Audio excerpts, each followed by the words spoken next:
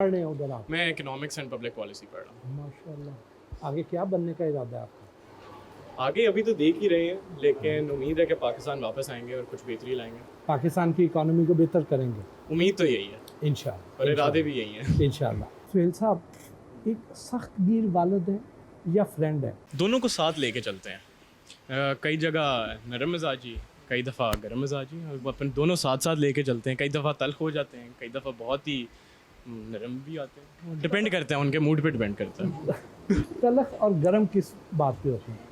कुछ ना कुछ मेरी गलती ही होती है, तभी होते हैं, लेकिन सही होते हैं गलत, तो बाद में समझ आती है कि ठीक था। मामा ज़्यादा सख्त हैं या बाबा? डर ज़्यादा बाबा से लगता है, लेकिन सख्त ज़्यादा मामा। अच्छा। बाबा ने तो कम कम डांटना होता है। हाँ हाँ, तो जब डांटते हैं तो फिर सही तरह डांटते हैं। घर पे हुकूमत किसकी है? हुकूमत तो मामा की है। मामा की है। हाँ, बाबा पे भी? बाबा पे भी, हम सब पे। घर के डिसीजन कौन लेता है? घर के डिसीजन सब मिलजुल के लेते हैं, सबकी कंसेंसस के साथ होते हैं और सब डिसाइड होके होता है सबके साथ मिल। नहीं, और ये बताओ ना कि बचपन से ये हाँ, बचपन से मैं भी इंक्लूडेड हूँ, हालांकि कुछ मुझे अच्छा। समझ नहीं थी, लेकिन इसी तरह ही वक्त के साथ जब भी उन्होंने कोई फैसला किया। होता है इसको बिठाते हैं। ऐसा ही है। मतलब जब से ये बड़ा हुआ है, ये कभी वाकया नहीं हुआ कि कोई अहम फैसला हो और इसको हम इसका मशवरा ना लें। वाह, ऐसा ही है। ये तो बहुत अच्छी बात है। बल्कि मैंने तो ये छोटा सा था तो इसको बना दिया फैमिली है कि भाई तुम मामलात देखो सारे। सही बात है। बाबा आपको टाइम कितना देते हैं? हद से ज़्यादा देते हैं, कई दफ़ा इतना टाइम चाहिए ना होता है जितना दे देते हैं। अब तो इसके बाद टाइम नहीं है। मुशावरत करनी हो तो किससे करते हैं, मामा से या बाबा से? दोनों से करता हूँ, कुछ मामलात पे उनसे, कुछ मामलात पे इनसे, लेकिन जो फ्यूचर से रिलेटेड मामलात हैं उन पर बाबा से ज़्यादा करता हूँ। कितना फ़ख्र महसूस होता है कि आप इतने बड़े बाप की औलाद हैं? बहुत फ़ख्र महसूस होता है, लेकिन साथ एक प्रेशर भी उसके साथ आता है, क्योंकि आपको पता है आपने एक बहुत बड़े नाम को उसको आगे कैरी करना है। खालू से कितना प्यार? हाल बहुत प्यार है। इनसे बड़े हमने इनके घर भी बहुत दफ़ा गए हुए हैं हम। इन्होंने बड़ा अच्छा हमें ट्रीट किया अपने घर पे भी, ये हमारे घर भी आए हुए हैं। इनसे हम बड़ा अच्छा टाइम स्पेंड होता है जब भी हम मिलते हैं। खालू की कौन सी बात सबसे ज़्यादा अच्छी लगती है? अब ये जो बात लगती है वो मेनली जो उनका एक मैंने जो देखा है ना, उनका मेनली जो उनको क्रिटिसिज्म मिलता है, एकदम मीम्स और लोग उनको बुरा भला कहते हैं कभी कभार, तो वो उनको अपने ना पॉजिटिव वे में उसको इन्फ्लुएंस करते हैं और वो अपने आप को ज़्यादा और इम्प्रूव करने की तरफ जाते हैं। और जब लोग उनके मीम्स बना रहे होते हैं तो आपको कितना गुस्सा आता है? वो तो लगता है कि वो उनको और मोटिवेट करेगा, तो इतना नहीं लगता, क्योंकि वो मुझे पता है कि उनको और मोटिवेट करके उनको और बेहतर करेगा। और कौन सी बात ऐसी है जो खालू को अपनी बात बेहतर करनी चाहिए? उनको बेहतर करना चाहिए, वो इतना खास तो कुछ भी नहीं है, क्योंकि अच्छा। वो अपने आप को इम्प्रूव कर रहे हैं अभी भी। अच्छा, पहले ही कर लिया उन्होंने।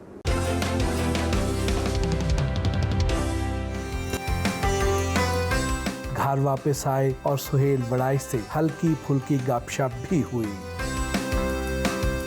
पिछले दिनों आपने फिजा अली के इतने नाजेबा कलमात को भी आपने बड़ा हंस कर बर्दाश्त किया, चेहरे की मुस्कुराहट नहीं जाने दी। तो यार कोई ऐसी बात नहीं है। देखो, अगर मैं किसी पे तनकीद करता हूँ तो उनका अपना एक ख्याल है, बस ठीक है, कर लिया, कोई भूल जाए। मैं तो ना नाराज़ हूँ उससे, ना मुझे कोई गुस्सा लगा, ना कोई नफ़रत है। मेरा तो ख्याल है मुझे अगर मौका मिले तो मैं सबसे पहले फ़िज़ा अली का इंटरव्यू करूँ और उसकी मिन्नत करूँ, माफ़ी मांगूँ उससे, कोई मेरे से गलती हो गई है। अदाकारा सबा कमर यूट्यूब चैनल पर आपकी डमी बनाकर काफ़ी अजीब अजीब उसके साथ सवाल किए। जब इस तरह के मीम्स बनते हैं तो आप क्या महसूस करते हैं? नहीं, मैं बुरा नहीं महसूस करता। मैं तो समझता हूँ कि ये जो भी कोई नकल करता है ना, वो तो बेचारा बड़ी मेहनत करता है आपकी कॉपी करने के लिए, और उसको उसकी दाद देनी चाहिए। कोई गुस्से वाली बात कोई, मैं तो उनका ममनून हूँ। तमाम लोगों ने जिन्होंने मेरी मीम्स बनाई है या नकल करते हैं, मैं तो पहले दिन से उनका हमेशा से शुक्रगुजार रहा हूँ। नॉर्मली आप अपने आप पे बड़ा कंट्रोल रखते हैं। इरशाद भट्टी साहब ने जब आपसे सवाल किए उसमें लगा कि शायद थोड़ा सा आपको कुछ नागवार गुजरा? नहीं, नागवार नहीं गुजरा। एक तो इरशाद भट्टी साहब से मेरी बड़ी पुरानी याद अल्लाह है।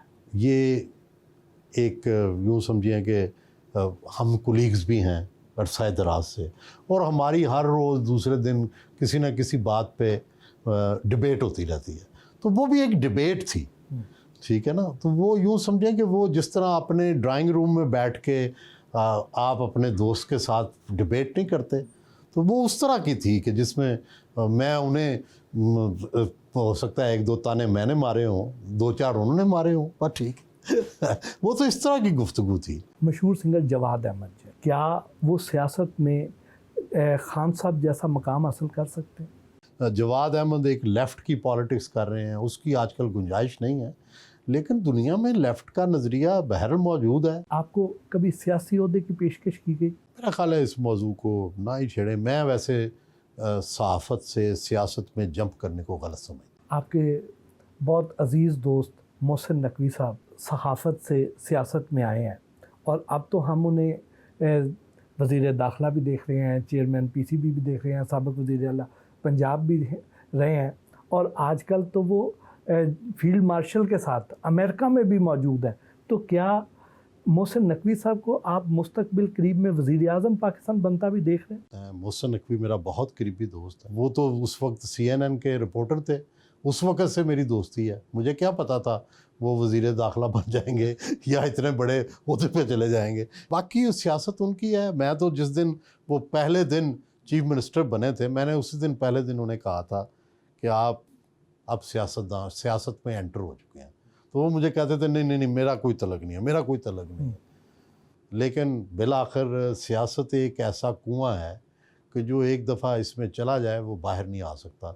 जो उनकी उठान है, जी, तो क्या उन्हें आप एक दिन वज़ीर आज़म पाकिस्तान बनता देखते हैं? अभी वो किसी सियासी पार्टी में तो नहीं है, तो किसी सियासी पार्टी के मेंबर भी नहीं है। तो हो सकता है आने वाले दिनों में कोई वो रोल अदा करें, मुझे पता नहीं है। लेकिन मैं वो यही कह रहा हूँ कि अगर मुझसे वो कोई बात पूछते हैं तो मैं बता देता हूँ। कभी कभी ज़बरदस्ती भी उन्हें मशवरे देने की, जो वो नहीं सुनते, अपनी मर्ज़ी करते हैं। दोस्त जब आपके ताकतवर हो जाते हैं ना, इक़्तिदार में चले जाते हैं, तो वो ख़ुद बहुत अक्लमंद हो जाते हैं। क्या ये बात सच है कि एक दौर में खान साहब ने आपको नवाज शरीफ साहब से मुज़ाकरात के लिए लंदन भेजा? नहीं नहीं, ये नहीं सही। मैं अपने तौर पे गया था।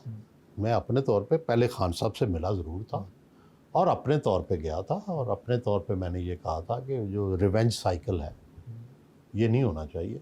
और आप जब आप आ रहे हैं, आप आ चुके थे उस वक्त, शहबाज शरीफ वज़ीर आज़म बन चुके थे, तो मैंने कहा इसके रिवेंज के साइकिल को ख़त्म कर दें, किसी ने तो ख़त्म करना है। तो वो मियाँ साहब ने नहीं, उन्होंने कहा कि उसने जो कुछ किया आप उसकी सपोर्ट करने आ गए। ज़ाहिर है मैं तो उनके लिए और मुल्क के लिए बेहतरी चाहता था कि ये मुसालियत हो जाए, वो नहीं कामयाब हुए। फिर इमरान खान साहब को भी हम 3 दफ़ा मिलने गए, सहाफ़ियों का ग्रुप लेके गए कि इस हद तक ना जाएंगे जिसमें मुसालियत नामुमकिन हो जाए।